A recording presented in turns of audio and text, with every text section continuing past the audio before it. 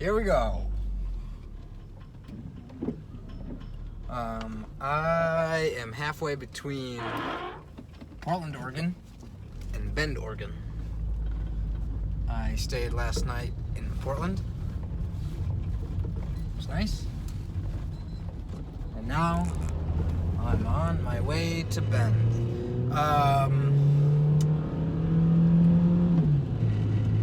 In Bend, there's going to be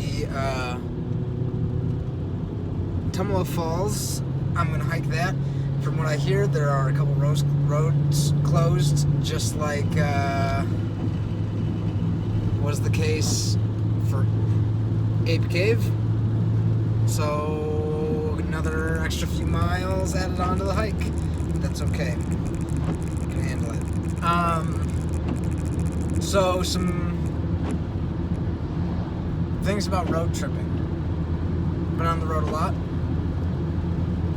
Put in some miles over my entire life, not just like as an adult, but as a kid too. But not so much road trips.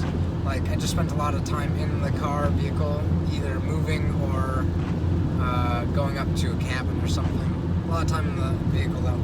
But what I've learned, there are some things that you gotta strive for in your vehicle.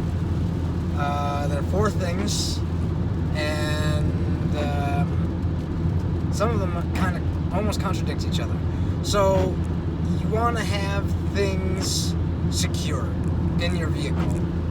Everything that you bring, it should be secure and not moving around, because when you're driving and you have to take turns or anything like that, especially through town, and you're taking 90-degree turns at stoplights and stuff, with any speed at all, your stuff can go flying if it's not secure. So it has to be secure, but at the same time, it's got to be accessible. You don't want it to be so secure that it takes you forever to get out any single thing that you need.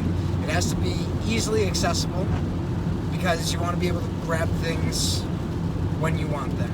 Otherwise, it will be annoying, and you'll get frustrated, and you'll end up just throwing stuff places, because you don't want to put it back. And then when you go driving, because you didn't put it back, stuff flies all over the place. So, secure but accessible.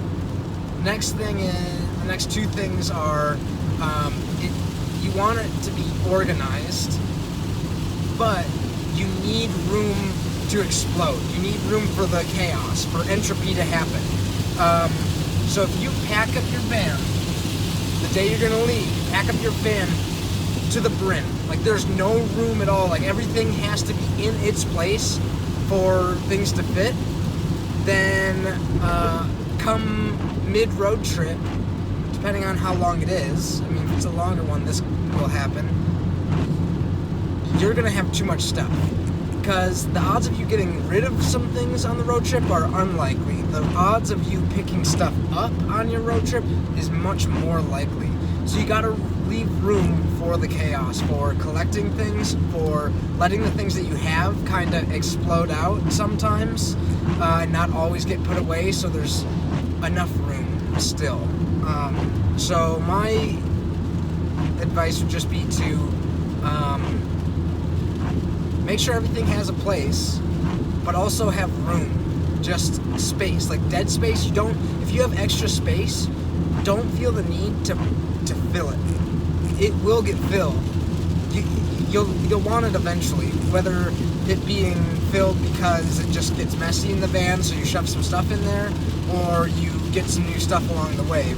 Whatever it is, the space will definitely help. Last summer I did 7,000 miles from Seattle through Colorado into Illinois, Wisconsin, up to Minnesota, across South Dakota, through Montana, back to Seattle. And I had very little planned. I really had zero planned. I left the day of, like, on a whim at like 3 o'clock in the afternoon, and I was supposed to go into work the next day and work for Argosy Cruises, and I just couldn't will myself to do it, so I packed everything up and I got in the car and I took off. And it was liberating, very great.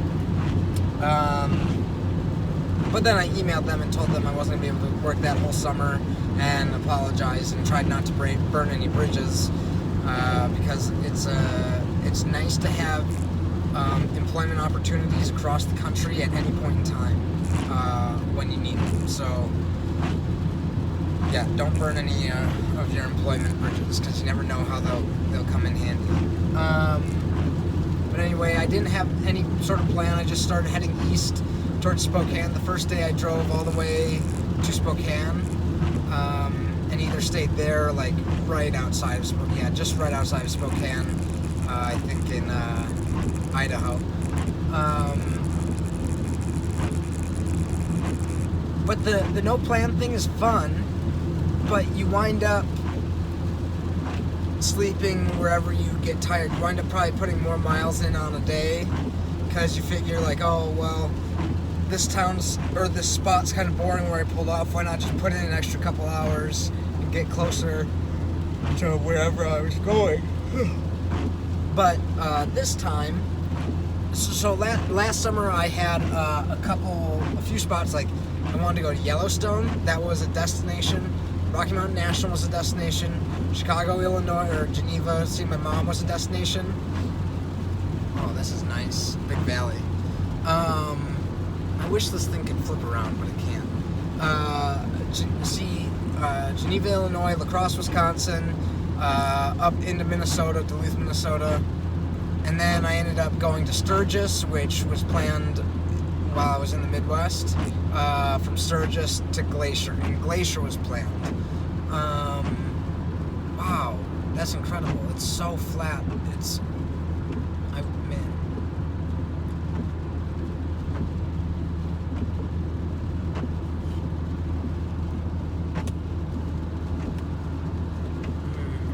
a bummer.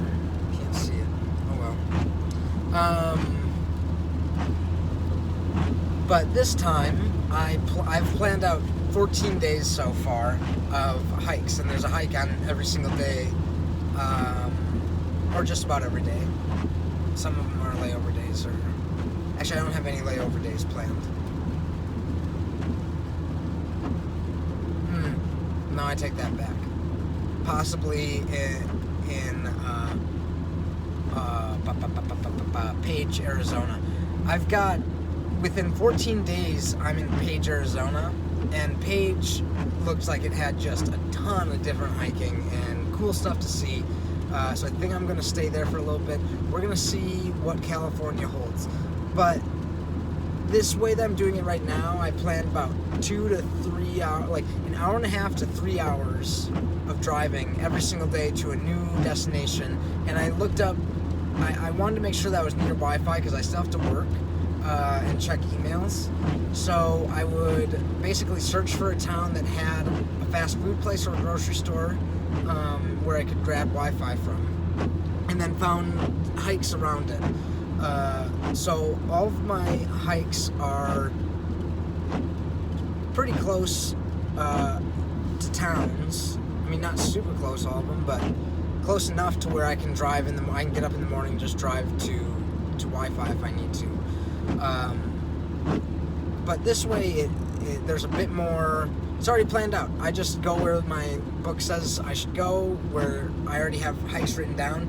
So I think that I'm going to do that, like after 10 days go by or something, when I'm getting close to the end of that planning period. I'm going to do more. I'm going to plan again another 14 days because I thought it was really helpful. So judging from last year to this year, I think that the planning the days out a tiny bit more is going to be good as far as having things to do. Last year I had a lot of just pure drive time. I did some long days, and then I would spend a lot of time with friends and family, or in the parks doing some hikes. But there were multiple days where I just drove all day and slept and didn't do anything really. And I'm trying not to do that this time. But those are some tips and tricks for road tripping. I'll have more things like that in the future as they come up, as I think of them, as I remember those sorts of things. But we'll be to Bend in about an hour and a half and do some hiking. We'll check in then.